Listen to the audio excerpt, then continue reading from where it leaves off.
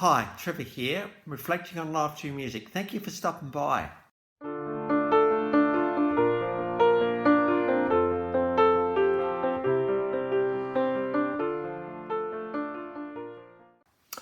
Well, coming in again today, you're very, very welcome. And I trust you enjoyed my last video on the cream of the very, very top of rock and roll royalty, John Lennon. And we looked through that iconic song, Imagine. So I trust you found that one encouraging. We're going from there to 1977 in Bridgeport, Connecticut.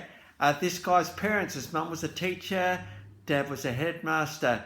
So he was kind of around educational kind of stuff. It was when Back to the Future came out and he saw that iconic scene with Michael J. Fox as Martin McFly singing during Johnny B Goode. He thought, hang on a minute, there's this guitar thing's pretty cool.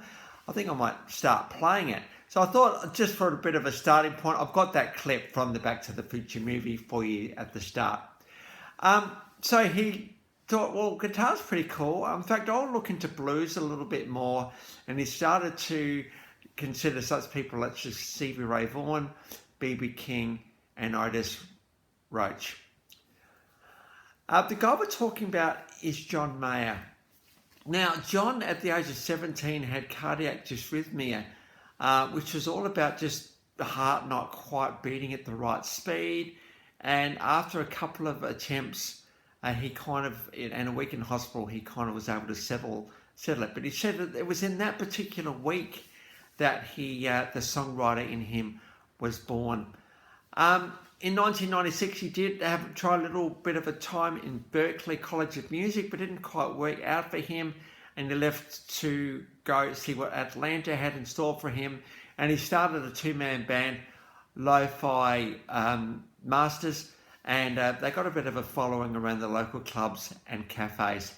And they decided to expand a little bit further to more of Georgia and some of the nearby states. And at this point, because the internet was now a bit of a thing, John Mayer was getting a bit of an online following. And he soon he would be signed to, well, actually did release a bit of an album. But in 2002, he got signed to Columbia Records. And they re-released Red for Square because they realised that, hey, we've already got an album here. Let's just do a bit of tidying up a little bit. And we have a pretty good song here. We've got a song off that album, Your Body is a Wonderland. Absolutely stunning song, this one. Live, in fact, so good, it won a Grammy Award in 2003. Your Body is a Wonderland, absolutely talking about his girl and just how gorgeous she is and sharing those intimate times with somebody. What a beautiful way to say, hey, I really like being with you. Your Body is a Wonderland, live version of that one. He did a live DVD any given Thursday and that went pretty well. 2003, out came the album Heavier Things. This album then went to #1. And a track off that album, Daughters. Now, also it talks about daughters become lovers. So a bit of an interesting take on how women grow up, where they start and where they grow up, and the lovers that they become. The single also went to #1, and so John Mayer was well and truly hitting the ground running with success. That's actually also won a Grammy Award. Got a live version of that one. In 2006. The album Continuum came out. Now, there had been a John Mayer trio that had formed. He was exploring his acoustic side a little bit more, but he also thought, hey, I also need to shake things up a little bit, so this became a blues pop album. Now, Continuum would become absolutely massive for John Mayer, and it's considered one of his better albums. We're a couple of songs off that one. We got Waiting for the World to Change. Got a live version of that one. Just look how big this guy's band is. It is very big indeed, because you need a lot of musicians on stage to get the John Mayer sound to work. And we've also got, even though this didn't come out on the original release of Continuum, but a re-release of the song Say What You Need to Say What You Need to Say.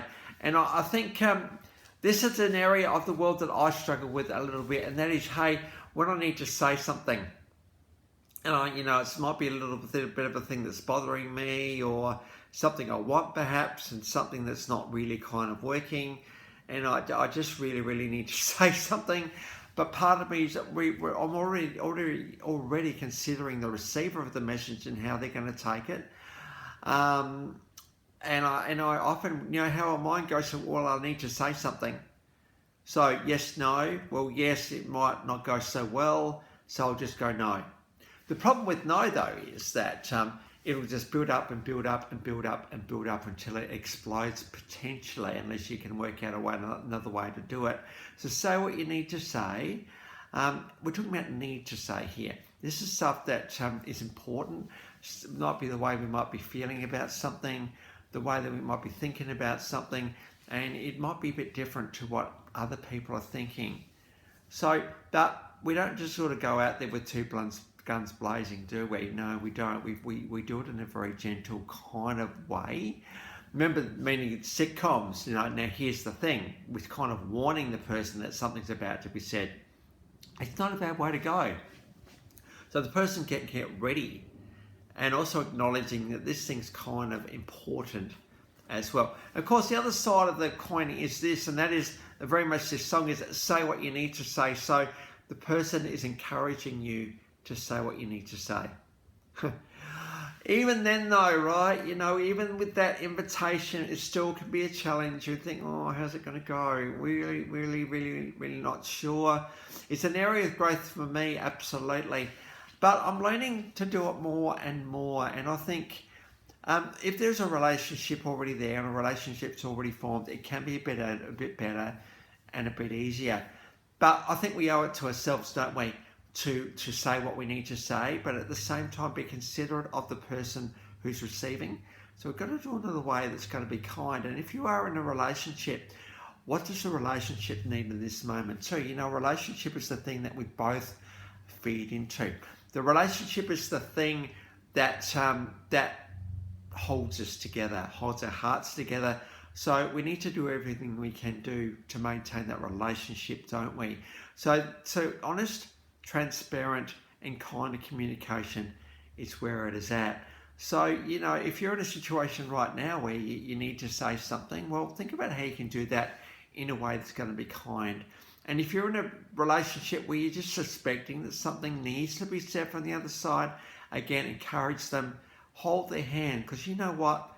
This stuff can be hard for some people. It really can. And so, honesty and transparency is a beautiful thing. So I trust you found that one encouraging. In 2006, John was approached to sing Route 66, which is a classic cover for the Cars movie, Pixar Cars movie. That actually particular performance won him a Grammy Award. In fact, in that year, he was nominated for 5 Grammy Awards, so he's well and truly becoming very well known in the music industry, and he took out 2 of them. In 2009, he's starting to be approached by a few people, including Guy Sebastian in Australia and Demi Lovato. But he said, well, he was a little bit reluctant, I think, after the success of Continue and think, well, how am I going to follow this thing up? So out came Battle Stories. He admits it's not one of his better albums, but there's an awesome song off this album called Heartbreak Warfare. What more do we need to say? It's all about bombs going off inside our heads and our hearts and all the things that go on when we're really struggling in this area of heartbreak. Because, 1 minute we're in love and the next minute we're not. And how we get from one place to another can be a bit of a challenge at times, particularly if people aren't into the relationship enough. And so if you want to say something, if you want more love, just say so. If I'm not loving you enough, just say so. Obviously, we don't be demanding as a partner of love. Love is patient and kind. And so if someone is loving, they're actually doing their best and trying their darndest to actually love. And I think we don't want to be demanding in love. But at the same time, if someone's not loving enough, they're not giving their all to something, well, that needs to be called out too.